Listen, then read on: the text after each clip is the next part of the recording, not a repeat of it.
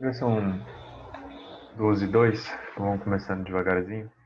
Conforme o pessoal for chegando, eles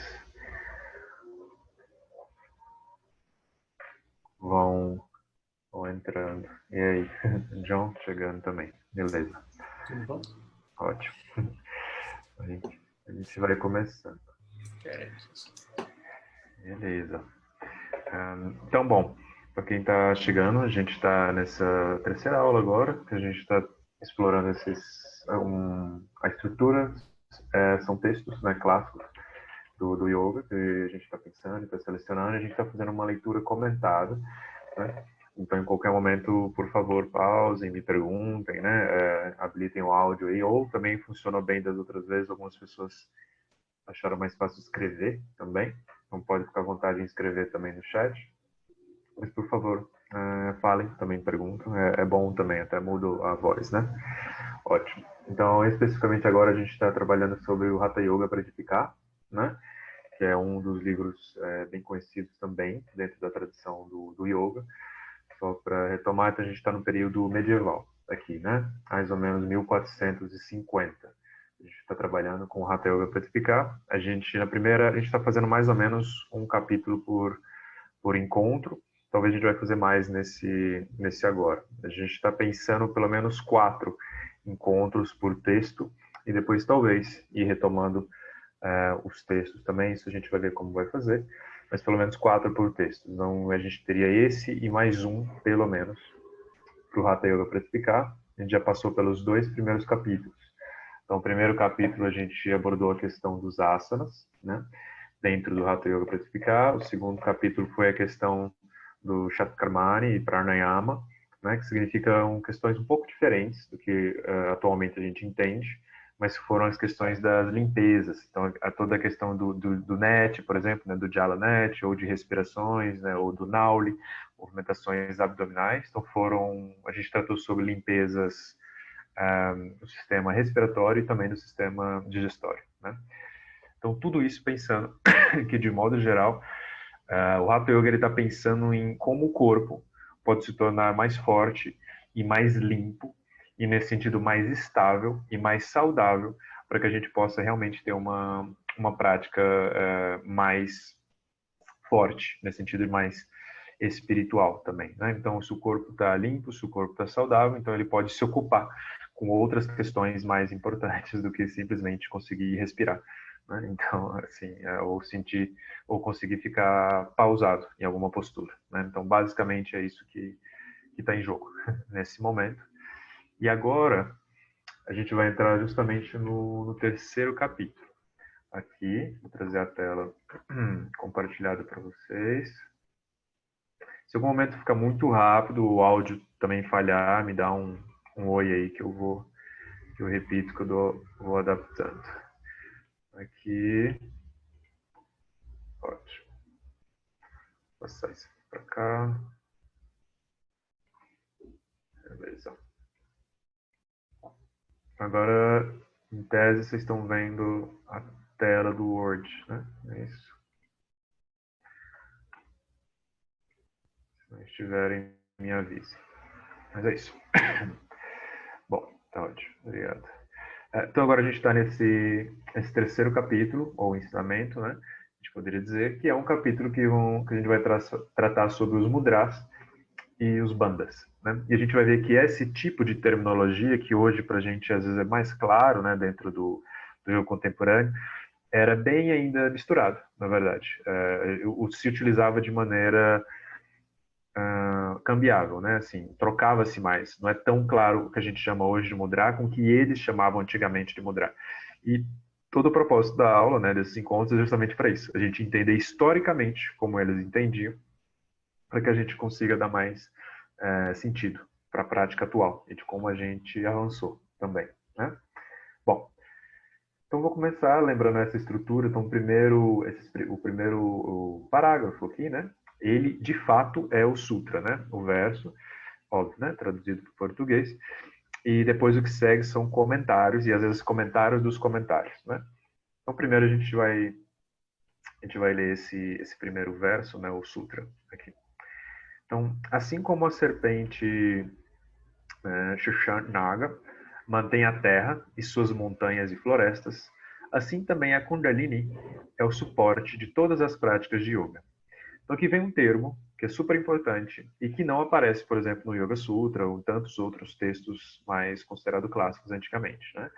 Que é Kundalini.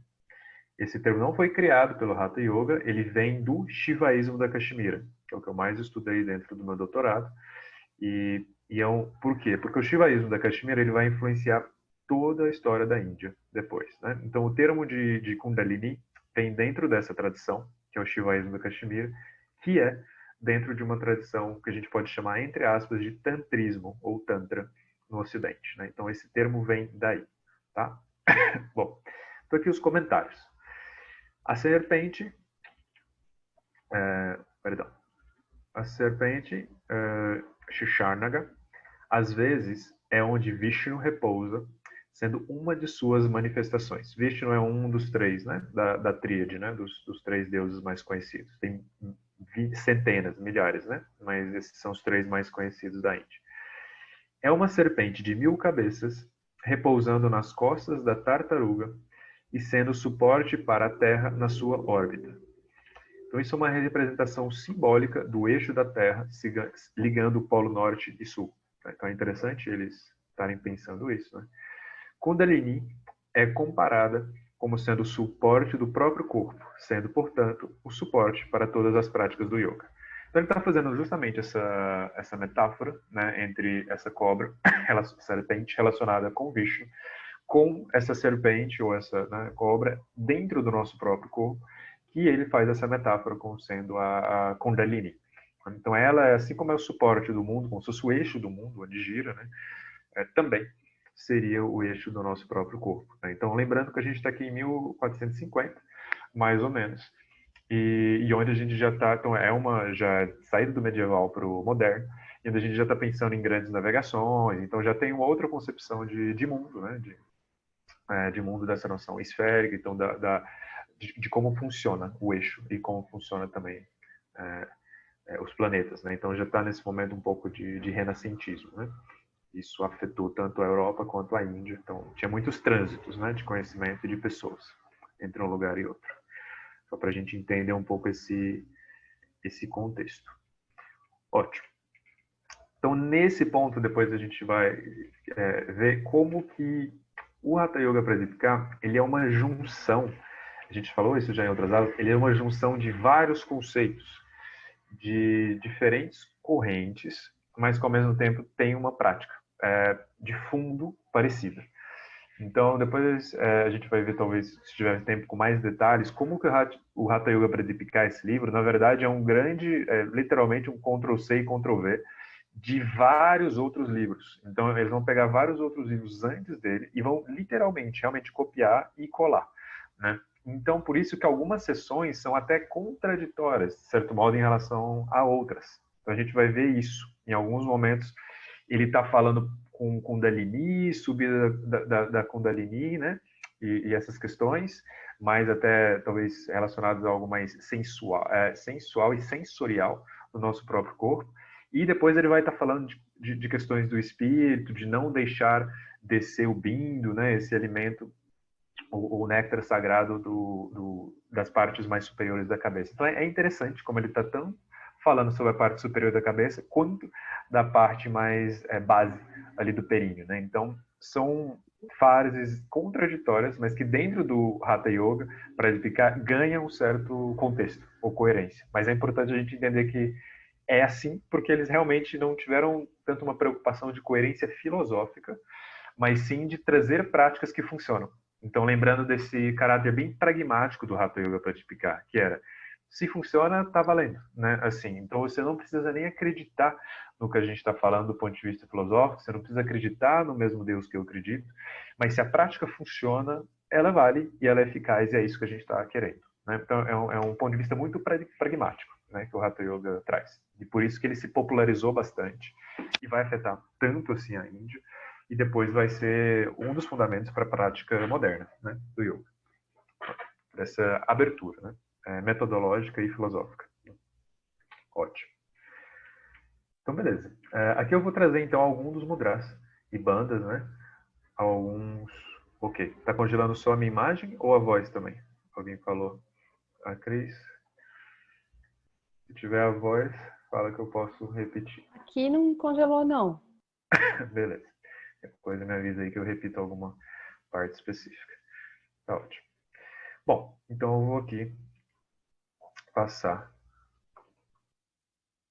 para alguma leitura. Ótimo. Beleza. Então aqui, isso foi o 3.1, né? Então, capítulo 1, verso 1, né? Sutra 1. Agora que a gente está no um grande salto aqui para o 33, né? A gente já tratar especificamente sobre alguns mudras que são bem conhecidos, tá? E bem polêmicos também. Então aqui a gente vai tratar sobre esse mudra, porque ele disse que é um dos mais fortes, né? Então por isso que é importante trazer ele, que é o aqui, que é o Kechari Mudra, né? Que é o quê? Ele é essa habilidade, né, de virar a língua para trás, dentro da cavidade do crânio, né, e virando os olhos para dentro, em direção ao centro das sobrancelhas. Então tá.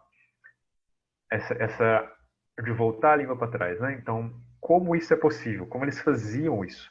Não somente desse ponto de vista de pegar e voltar a língua para trás, mas tinha algo físico ali, né?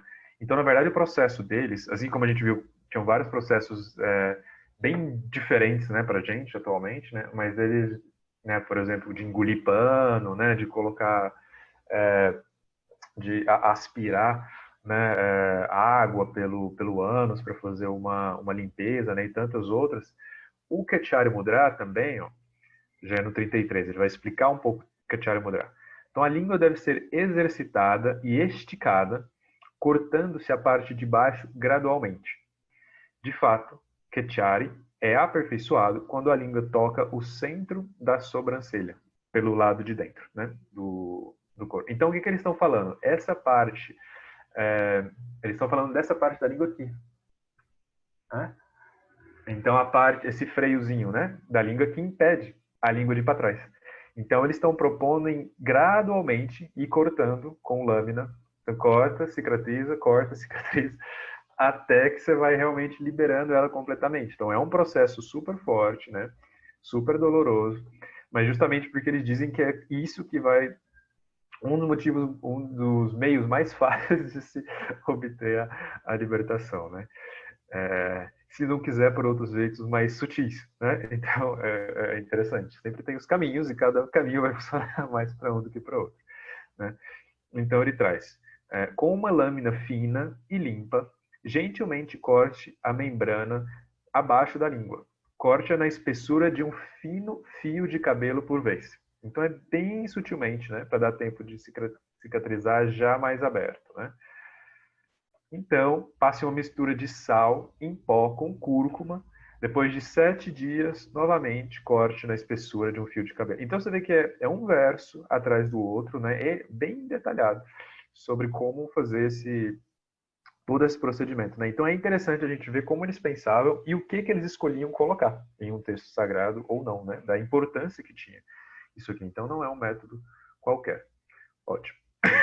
Deve-se fazer isto regularmente por 6 meses e então a membrana na base da língua será cortada completamente. Então, é um processo cansativo e longo, assim, né? E gradual, realmente, né? Tendo virado a língua para trás, os 3 canais, que ele não cita especificamente aqui, mas em outros citou, Ida, Pingala e Shushumna, são controlados. Esse é o Kechari Mudar e é chamado o centro do éter. Tá? Então, ótimo.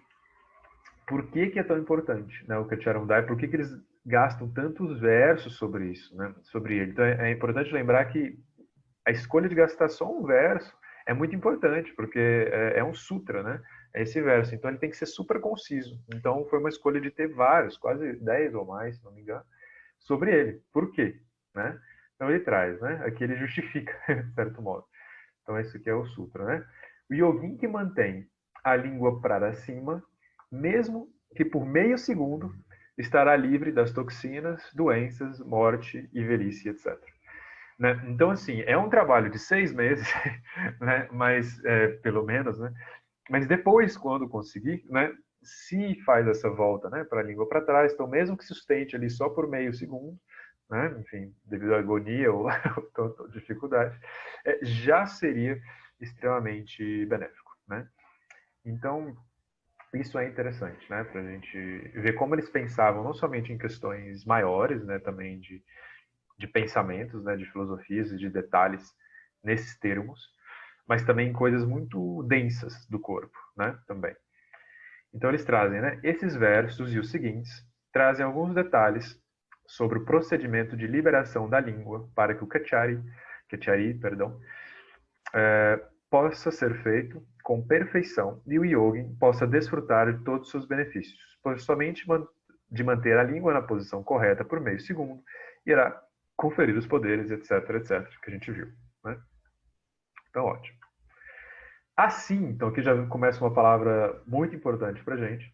Assim, o yogin, aqui ainda dentro do comentário, né? Mas depois o sutra traz.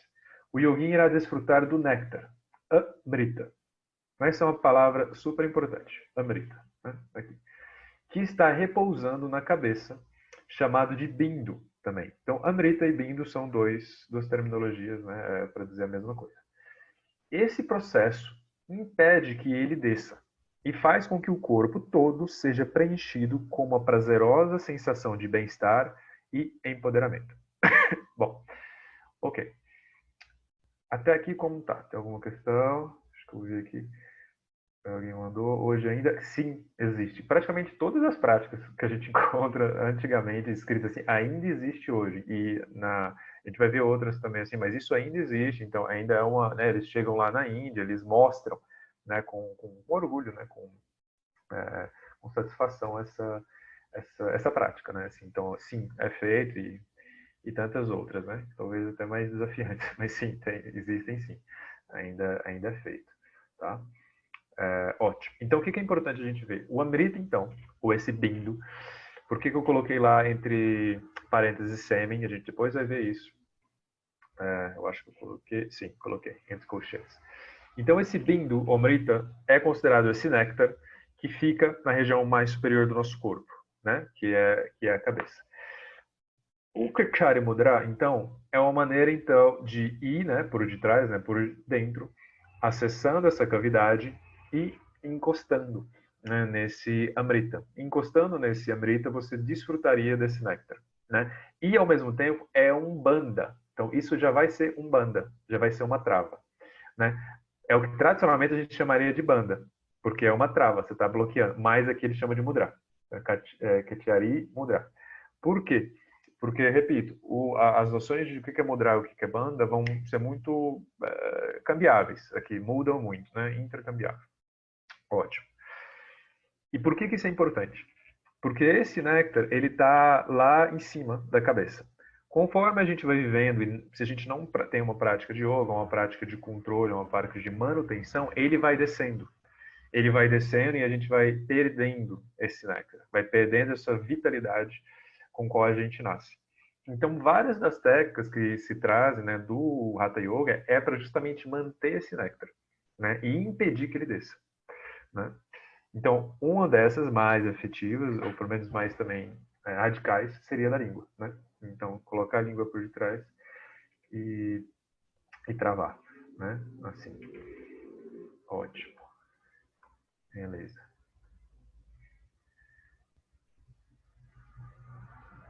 Beleza, vou trazer aqui. Ótimo. Teve uma aula também presencial que uma vez eu estava dando, a pessoa que estava inclusive estava com um processo de rinite e sinusite. Então quem tem rinite e sinusite, acho que é mais fácil, inclusive, acessar esse Amrita, né? Porque provavelmente, talvez esse bindo aí é o catarro, né? Que eles estão falando. Você coloca a língua por dentro e acessa ali o nariz, deve ser alguma coisa nesse sentido, né? Então é engraçado entender o que era mesmo, né? Como funciona isso, né? O que é associado, né? Elementos da prática, mas que se dão significados outros, né? Ótimo. Então aqui a gente continua. Então, quando a cavidade superior do palato está selada com o Kachara Mudra, o bindu não pode ser perdido, nem mesmo se houver relações sexuais com a mulher. Então, lembrando que ele sempre faz a descrição, né, toda dos textos antigos é sempre do ponto de vista do homem, né? São práticas sexistas, né? E isso, a mulher é considerada como, de forma geral, como algo que atrapalha, né? O yogin, então, isso é algo que mudou, né, completamente, mas isso é importante de ver isso como uma conquista moderna, né? No medieval não era nem um pouco nesses termos, né? Então, o que eles estão preocupados aqui, né? Repito, o Bindo, quando ele vai descendo, né? Em algum momento, né? Então aqui, ó, só para a gente continuar. Mesmo quando há movimento do Bindo e ele entra nos canais, né, ou nos genitais, ele é segurado pelo fechamento do períneo e é levado para cima. Então, ótimo. Então, o que eles estão pensando? Então, esse aqui ele só comenta, né? Uma descrição de técnicas mostrando a importância do não desperdício do bindo, do sêmen, da energia essencial, né? Então, lembrando, desde o Yoga Sutra e aqui o Hatha Yoga eles continuam, eles trazem essa ideia de que, pelo menos aqui nesse momento, nesse verso, nesse sutra, de que os yogas são celibatários, né? Então, não tem relações sexuais. Por quê? Porque a ejaculação, né, a saída, né, dos fluidos sexuais seria, nesse sentido, uma perda. E uma perda de quê? Do bindo, né, desse amrita. Então, é justamente aquilo que é desse néctar que está lá na nossa cabeça e que vai descendo por todo esse canal e até ele ser expelido. Então, a gente está perdendo, né, para o mundo, digamos, em questões mundanas, em sensações mundanas, algo que poderia ser mais voltado para o espiritual. Então a gente vê aqui que isso é um sutra bem calcado em práticas mais austeras e ortodoxas. E a gente vai ver outros sutras, né, que vão trazer algo justamente o contrário, dentro do próprio yoga ratificar. Então isso é interessante, justamente para a gente ver essa oposição que existia, né? Então ótimo. Aqui um detalhe, Amrita, né? Então, Mrit tem a ver com morte, né? Com falecimento, o decaimento, né? Então, é igual ao nosso português, que é a negação, né? Então, quando o A está na frente da palavra, muitas vezes significa não, né? Então, Amrita, etimologicamente, né? Só uma curiosidade, significa não morte, né? Não doença, é, não degeneração, né? Isso que significa, né? Etimologicamente, esse néctar. Né? Ótimo. Beleza. Vou voltar aqui. Ótimo. Aqui. Então, o que ele está trazendo? E aqui a gente vai ver as outras. Mesmo então, quando ele desce, né, supondo que não se conseguiu fazer, ou a pessoa não teve essa prática, né, de cortar a língua, etc, o freio, né, da língua, etc, etc, mesmo que esse bindo, então, vai descendo, ele também é possível de ser segurado, né, pelo fechamento do períneo. E aí ele volta, né, ele é segurado e ele volta, é levado para cima. Então, vamos ver como que seria isso, né? A gente já estaria aqui no 52. Vou voltar um pouquinho. Ver se alguém... Tá tudo certo. Beleza. Ótimo. O néctar é secretado da parte mais alta. Vou pegar aqui. O néctar é secretado da parte mais alta do Meru, a nascente dos Nadi. Aquele que possui um puro intelecto pode conhecer a verdade aí. O néctar, que é a essência do corpo, quando flui para fora da lua, causa a morte. Portanto, Kichari Mudra deve ser praticado, senão a perfeição do corpo não poderá ser obtida. Hoje a gente vai definhando, né? Isso que ele está trazendo. Meru, só para saber, é uma montanha mitológica muito conhecida da Índia, que é onde os deuses moram, né? Então é nesse sentido, de ser o local mais elevado, né? Então é o Meru, é onde que está o Amrita, é onde que está esse néctar, é onde está o manjar dos deuses, de certo modo, associando um pouco à mitologia grega, né? Aqui, pode. Então aqui é isso. Então ele está comparando a região da cabeça com o Meru e sustentado por um eixo principal, que é o Shubshumna. Então tanto essa serpente, né, ou um eixo principal ali da Terra, quanto o Shubshumna, por onde pode passar também a Kundalini. Então agora a gente começa a ver uma certa dois momentos um pouco contraditórios. A gente vai ver aqui em seguida. São vários versos de distância. Então aqui a gente já estava no 40, aqui pulou já 10 versos. Aqui foram 30 versos. Isso aqui é super interessante. E esse aqui são versos a partir de 83. Isso é muito interessante. São versos que em algumas edições atuais que eu fui pesquisar, eles não traduzem. São versos que eles não traduzem porque eles acham extremamente polêmicos e ofensivos para o yoga, né? Então, às vezes eles não traduzem. Então, é engraçado como tem uma certa ainda moralidade forte, mesmo em um editorial crítico, né? Que poderia ser considerado atualmente. E eles às vezes não traduzem, e eles escrevem por que eles não traduzem. Então, assim, a gente não traduz porque a gente considera que isso não faz parte, né, do pensamento do yoga. Só que eu entendo que isso não faz parte dentro da tradição deles, mas no fundo é negar, né? É censurar uma tradição também, né? Porque tá no livro, então teve uma escolha de estar no livro, né? Então é interessante, né? Como tem esse momento de censura mesmo, né? De como para colocar, né? Impor de certo modo a própria visão, né? Então isso ainda existe atualmente, né? Assim, então é muito interessante. Eu tenho os livros que ele explica por que não traduz. Ótimo. Então só a partir do 83. Porque agora a gente vai ver por quê.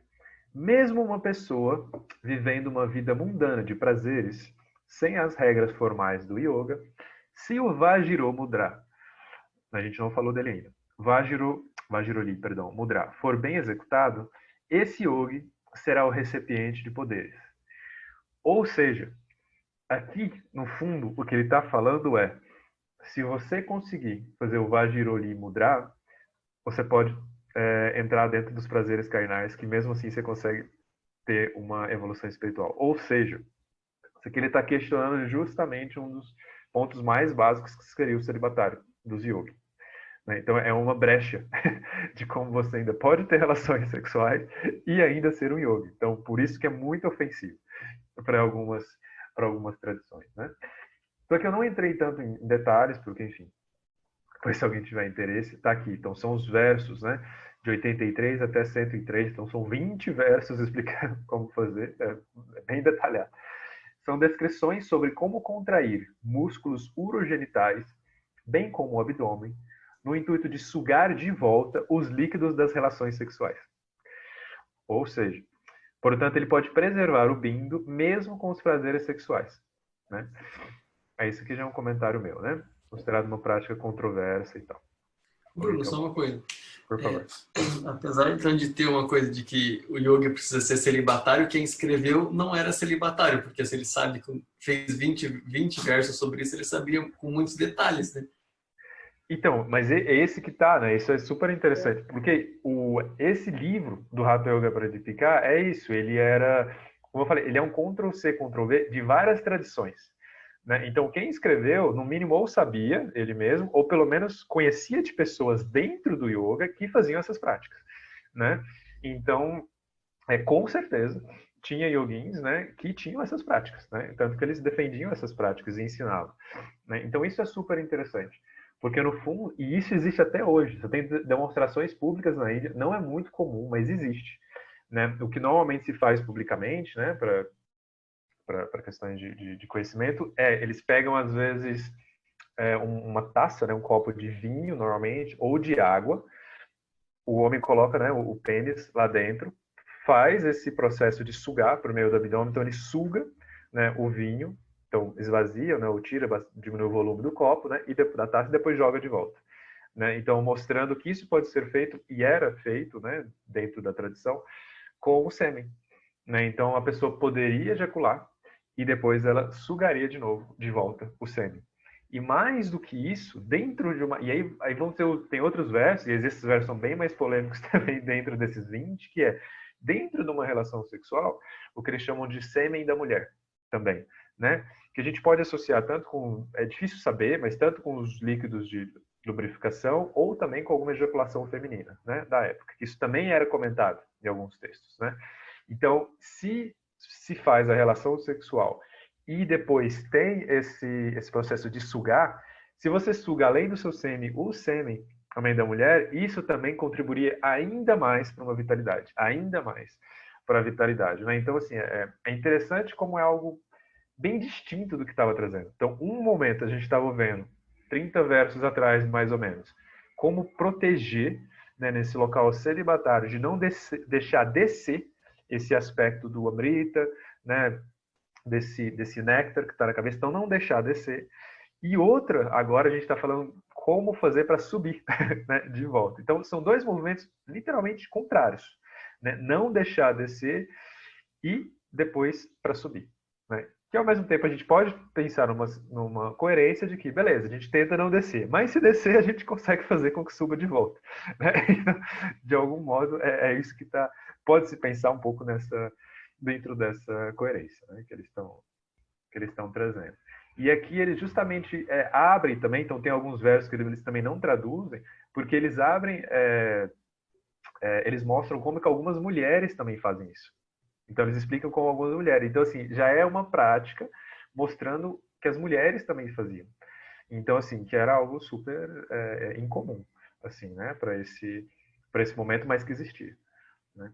Então isso é super interessante. Então o Hatha Yoga Pradipika, ele é justamente esse opostos, assim, ele é uma reunião de uns extremos, de certo modo, né?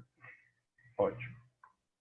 Então isso é algo super legal para a gente pensar e considerar, né, dentro dessas práticas todas, né?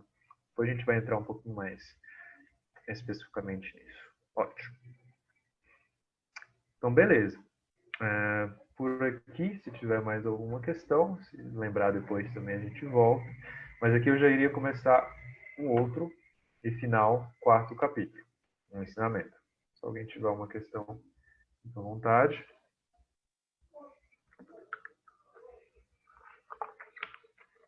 Ótimo. Beleza. Então aqui a gente está trazendo 4.1, no primeiro sutra, né? Normalmente os primeiros sutras, né, eles trazem algum tipo de saudação, né? A gente tinha visto isso já em outros. Então, saudações ao Guru Shiva, que é considerado como Narda, Bindu e Kala, né? Quem estiver integralmente devoto a eles, entra em um estado eterno, imaculado. Ótimo. Então a gente vai ver. Aqui são os comentários, né?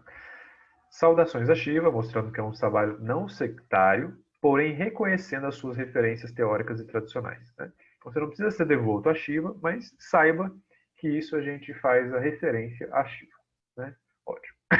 Aqui já é um comentário meu, né? Está entre colchetes.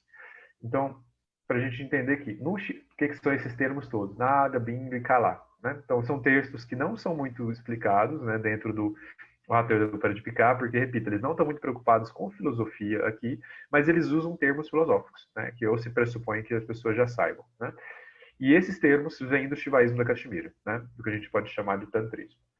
Então, aqui, ó, no Shivaísmo da Caxemira, Shiva e Shakti são polaridades complementares. Bindu é o ponto do meio, onde se une o macro e microcosmos, considerado o núcleo, o ponto dessa união e muitas vezes o próprio ser humano. Então isso é interessante, quando ele faz aqui saudações ao Guru Shiva, que é considerado como Nada, Bindu e Kala. Então o Bindu é considerado também como o próprio ser humano, como essa união, né, entre o macro e o micro. Desse encontro em Bindu, há uma explosão de força e dinamismo, onde nada é a primeira manifestação do prana, é o som sutil, a manifestação da consciência para o objetivo. Em um nível mais denso, nada será vaka, capacidade de comunicação, e shabda, que é o som mesmo, né, a palavra. Então isso só para detalhar um pouco esses termos, né? Estava em Bindu, agora em nada. Aqui, então, nada é essa manifestação primeira do prana, né, que a gente entende como um som sutil, ainda sem expressão sonora, né? Mas esse som sutil. E aqui, Kala é o aspecto criativo da manifestação de ação, o aspecto criativo da cognição, conativo. Ótimo. Então, tudo isso é só para entender e mostrar que o Hatha Yoga Pradipika tem referências e tem bases filosóficas dentro do Shivaísmo da Caxemira, apesar dele não ter um interesse tão grande de ficar detalhando teoricamente ou filosoficamente essas questões aqui.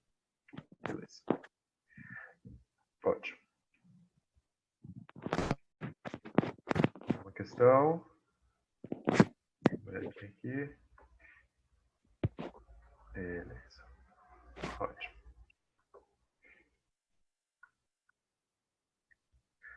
Aqui. Então agora a gente vai ler um pouquinho, né? Então, 4.15. Como pode haver um conhecimento interior na mente com o prana ainda vivo e a mente ainda não morta? Quando a natureza dupla da mente e do prana for aquietada, a libertação é obtida. Não é possível de outro modo. Ótimo. Então vamos ver o que significa essa expressão prana vivo. Né? Então, prana vivo, isso é um comentário tradicional, faz referência a uma excitação do prana ainda não controlado e bem utilizado. Né? Então, é um prana um pouco solto, ele está meio, né, excitado, esses termos. Né? Muito agitado, seria um pouco isso. Igualmente, ele está falando dos extremos, né? Igualmente, a mente ainda não morta também é a mente excitada e ainda não controlada. É preciso aquietar tanto o prana quanto a mente. E lembrando quando a gente viu lá em cima, né, pranayama é justamente controlar a respiração, que é controlar o prana, que por consequência é controlar a mente. Né? Então a natureza dupla é o desbalanço da mente ou prana muito ativo ou pouco ativo, podendo trazer benefícios ou malefícios. E ir além dessa natureza dupla é aquietar ambas e entender que a libertação não vem do esforço para a libertação, mas sim do aquietar e controlar a mente e o prana. Então isso é interessante também. Tem um pouco isso de uma intenção de não ter intenção, eu sinto aqui. Né? Então, que é, se você está com um esforço muito grande para a libertação, esse próprio esforço te atrapalha né, na libertação.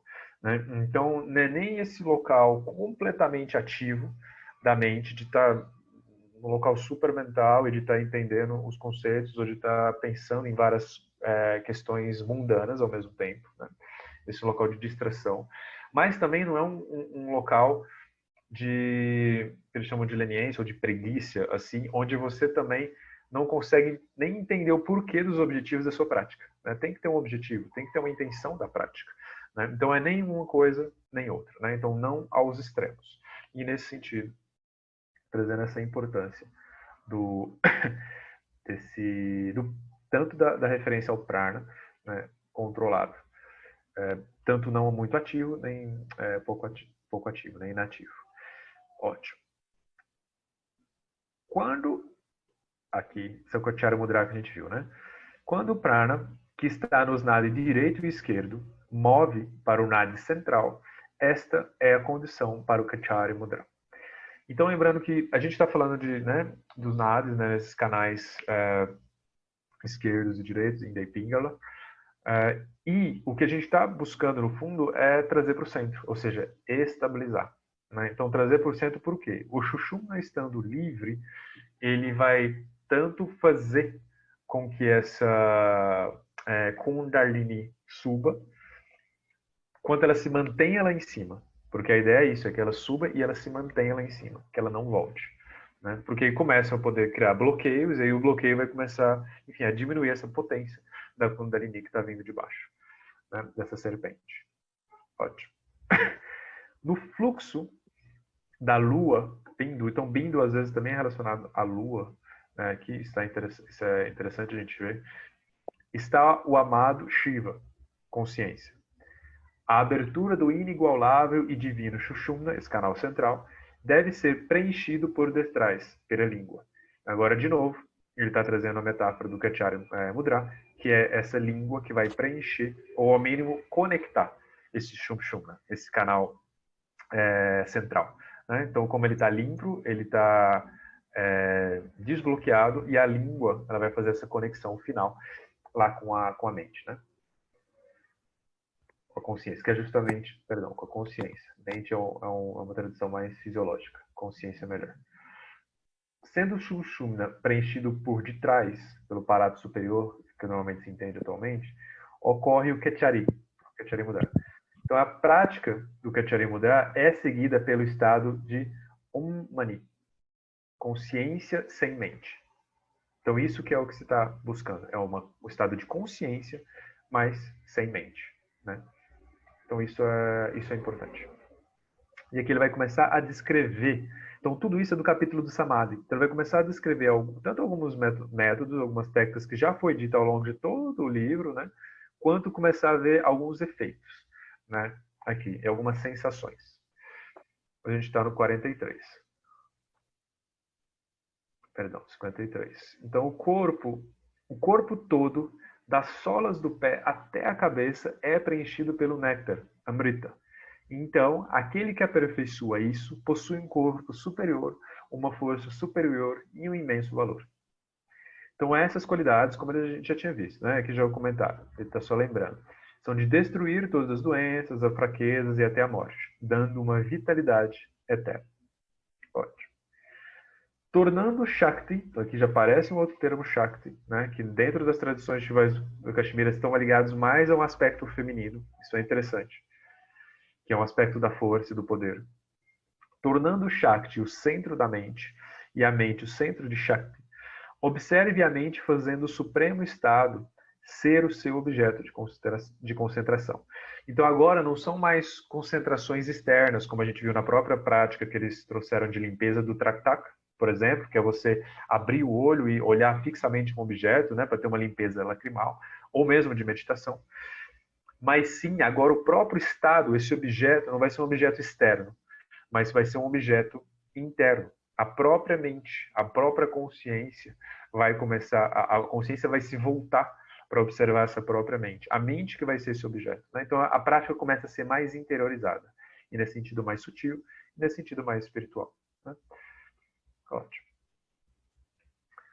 Aqui vão trazer outros termos, esses são termos mais do Vedanta. Então vocês vão ver, depois a gente vai, que são várias filosofias ao mesmo tempo. A Shivaísmo da Kashmira é Vedanta, é Neo-Vedanta, é Vishnuísmo, né? Então são vários termos e filosofias que vão aparecer ao mesmo tempo. Ela é bem, como eu disse, ele abre bastante, né? O Hatha Yoga Pradipika, ele se abre para outras filosofias. Tornando Atman o centro de Brahma, e Brahma o centro de Atman, e tudo sendo Brahma, permaneça sem nenhum pensamento. Então, no fundo, ele está dizendo as mesmas coisas de maneiras distintas. Porque você vai, dependendo de onde você vem, do seu histórico, né? Da sua escola, da sua tradição, tá, aqui eu entendi. Ou, tá, aqui eu me encaixo. Né? Então, ele está trazendo, se é de Shakti, agora ele está trazendo Brahma. Né? Então, são outros termos. Ótimo. Deixa eu ver. Isso, ótimo. Só para a gente terminar, vai dar tempo certinho. Quando a Kundalini subiu e está na cabeça, Shakti está na cabeça e a mente em Shakti. Igualmente, nesse estágio percebe-se aquilo que já era, o Atman é Brahma. Aqui é possível observar claramente duas tendências, foi o que eu disse, né? Das tradições opostas em versos vizinhos, Shivaísmo e o Vedanta. Então isso é um comentário também da tradição medieval, em que eles veem justamente o que está acontecendo. Estava mostrando para vocês. Saudações a Sushumna, a Kundalini, ao Amrita fluindo da lua, ao estado da não-mente, a grande Shakti, ao Atman. Inicialmente, faz-se a citação aos Shivas, porém, vai depois desaparecendo os elementos diversos, e aqui vai saudar, né, combinação de termos misturando filosofias Shakta, Shaiva, Shakta, Vedanta, Vishnuita e tantas outras.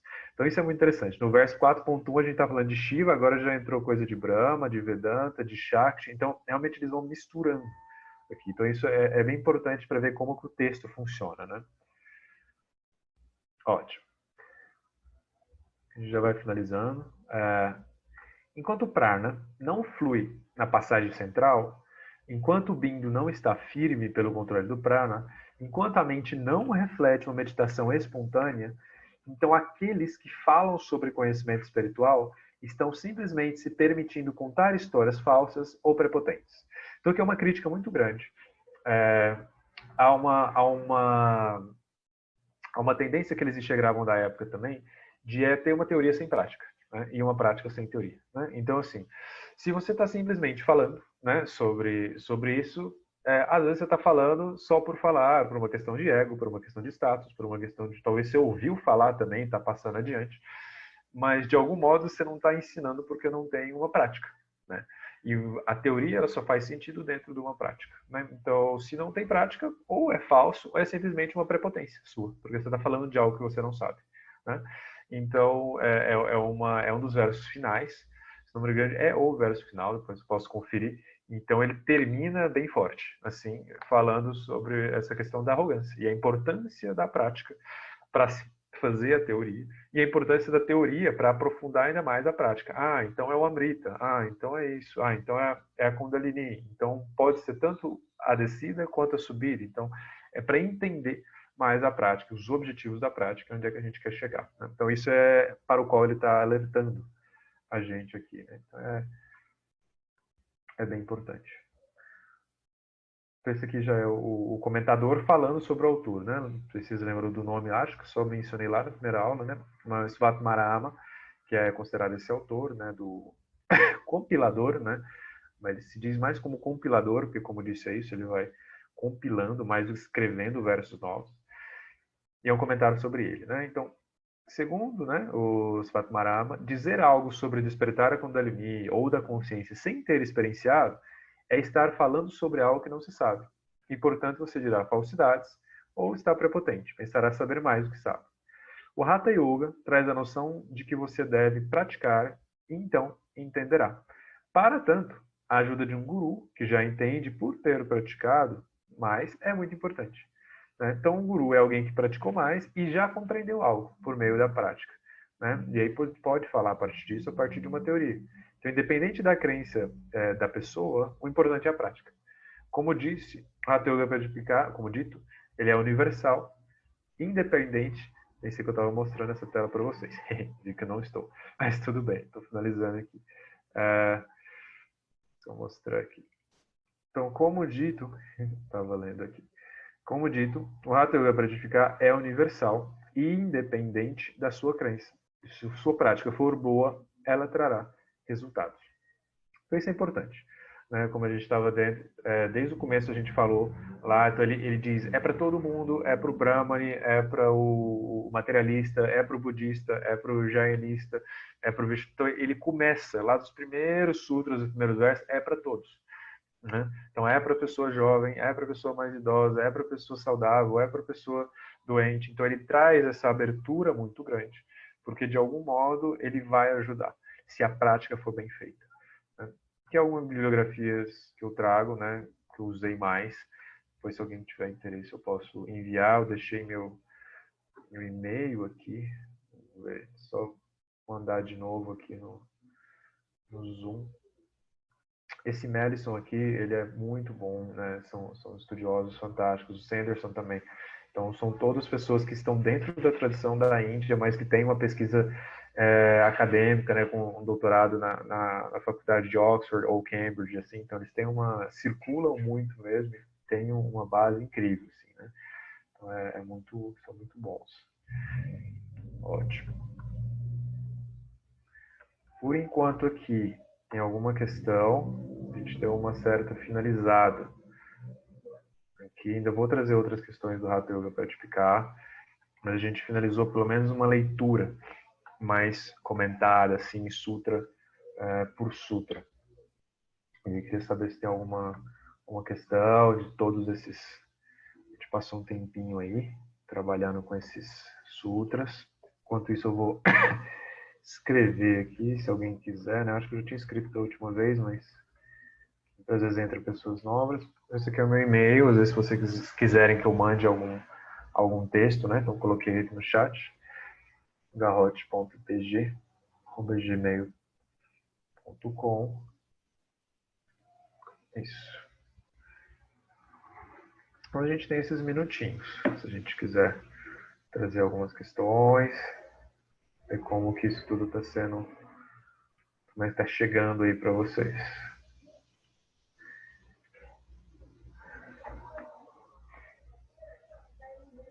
Ótimo. Oi, Bruno. Olá.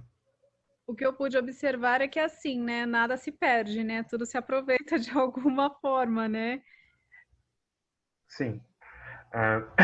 Então de algum modo eles estão, na verdade isso, eles estão, é um momento de grandes críticas às teorias do passado, aos grandes projetos que foram tentados e não concluídos. Então, é tanto uma grande crítica ao Yoga Sutra, ao próprio Vedanta, ao Shivaísmo da Caxemira, porque todos esses, de algum modo, eles podem entrar, eles têm um início com uma certa transgressão, eles têm um início de uma certa... Você está trazendo técnicas ou filosofia que estão saindo dos padrões, né, que estão propondo algo que está saindo do padrão, do tradicional, né, de uma estrutura clássica, né, de que se considera como família, ou de como a gente tem que agir enquanto indivíduo na sociedade. Mas, ao mesmo tempo, quanto mais vai ganhando popularidade, vai se institucionalizando. Né? Então, aquele famoso se vendeu, né, para o sistema. Então, assim, o próprio sistema, né, a própria sociedade começa a institucionalizar. E na medida que institucionaliza, você perde um pouco esse caráter mais de transgressão, de diferença, de reflexão. Né? Então, isso vai acontecendo. O Yoga Sutra, vem a crítica do Vedanta, vem a crítica do Shivaísmo, mas ao longo do tempo, todos vão se tornando depois isso. São pessoas que vão ser os sacerdotes do rei. Então, querendo ou não, já está ali a religião submetida às vontades do rei, né? Então, né, do Maharaja, né? Então, assim, e desse modo, o Hatha Yoga também traz esse... Bom, então a gente não vai trazer mais as questões de filosofia, a gente vai trazer técnicas práticas. E aí vai ser completamente aberto de onde vai pegar isso. Então, tudo, nada se perde, né? Assim, e ainda mais na Índia, né? Que é um jeito de falar super interessante, né? Um jeito de discordar super interessante, que dificilmente ele vai falar que você está errado. Não, você não está errado, você só está incompleto. Né? Então, assim, eu vou falar, você não está errado, você está incompleto. Então, eu enxergo um pouquinho mais. Né? Então, assim, é o que você trouxe, mais um pouco além.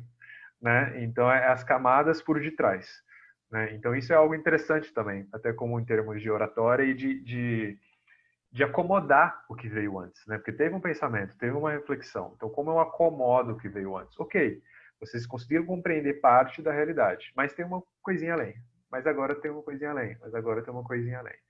Né? E é isso que eu sinto que a tradição, e a gente faz isso também, atualmente. Né? E é importante que isso seja feito dessa maneira. Vocês entenderam até aqui. Bom, mas tem algo além ainda, né? O que a gente traz para as práticas, né? Então, algo que antes era impensável é a maneira como, por exemplo, quaisquer pessoas poderiam ter acesso a textos sagrados, ou mulheres praticando, ou mulheres sendo gurus, né, ou professoras, né? Então são coisas que a gente entende do passado e a gente apropria e melhora e avança, né? Assim, então, justamente assim que se vai construindo. Né? E tem tantas outras coisas que a gente precisa melhorar ainda hoje, né? Então é uma questão histórica, né? Então é assim que a gente vai funcionando, né? Então é isso. Se tiverem mais algumas questões, só para dizer, no próximo encontro a ideia é finalizar um pouco o Hatha Yoga Pradipika ainda. A gente finalizou os versos, né, os sutras, mas a minha ideia é um pouco trazer agora, ir voltando em alguns sutras, mas a partir de um pensamento de entender a estrutura dele como um todo, entender um pouco as filosofias que estão ali por detrás, né, para depois a gente fazer um fechamento, né, assim, realmente entender, conseguir tanto esse panorama que a gente fez de leitura, mas agora realmente fechar alguns raciocínios e a partir disso a gente ter uma certa confiança do que estava em jogo, de onde eles saíram, mais ou menos temporalmente, onde é que chegaram e o que teve de avanços e é isso, e de preparar o terreno para o que vai vir depois, né? Então essa seria mais ou menos a ideia da próxima sessão. Beleza? Então é isso. Ótimo. Posso fazer uma pergunta? Por favor. Tem nos livros do Iyengar exatamente Luz sobre o Yoga, né? Acho que é o primeiro livro dele, não me recordo. Mas que basicamente o Hatha Yoga Pradipika é basicamente Luz sobre o Hatha Yoga.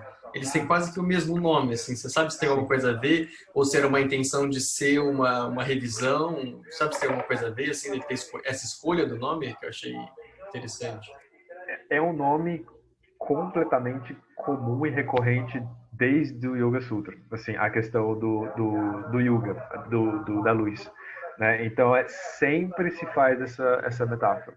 né? Então, sempre a luz, os ensinamentos, a clareza, o fogo, né? Então, assim, é um tipo de terminação. Aí vai variar as terminações, né? Assim, mas a ideia é muito recorrente. E normalmente sempre é quando tem algum comentário. Então não vai ser o primeiro texto da tradição, né? Então o primeiro texto é o primeiro texto, né? Agora, sempre quando se tem algum comentário, então a essência, agora eu li isso, li a tradição, entendi, incorporei, agora eu vou trazer essa luz, vou trazer essa essência, vou trazer esse fogo, essa clareza. Então isso é extremamente recorrente. Acontece desde isso, da virada do milênio ali, né? Então isso acontece dentro das tradições medievais, dentro de todas as tradições, Vedanta, Shivaísmo, Vishnuísmo, Hatha Yoga, então todos eles fazem essa metáfora, que é de agora eu estou trazendo a luz sobre isso, né? Então, tendo experienciado, tendo pensado, tendo vivido, eu vou trazer a luz sobre isso. Tá? É algo super recorrente e algo que também a gente tem nas filosofias tradicionais, na verdade, né? Você pode até ver a noção do renascentismo e do iluminismo. Então, o iluminismo é justamente essa questão de trazer a luz, né? Sobre algo, sobre as trevas, sobre algo nesse sentido, né? Trazer clareza. Então, isso é uma metáfora muito recorrente, não é só do Iyengar, mas é super importante, assim, né? Sempre ver isso, voltando, aparecendo. Beleza. Mais alguma questão antes da gente finalizar? Bom, então é isso. Até semana que vem. A gente vai concluindo. E fico aberto sempre para mandem comentários, dúvidas, como o formato está funcionando ou não para vocês.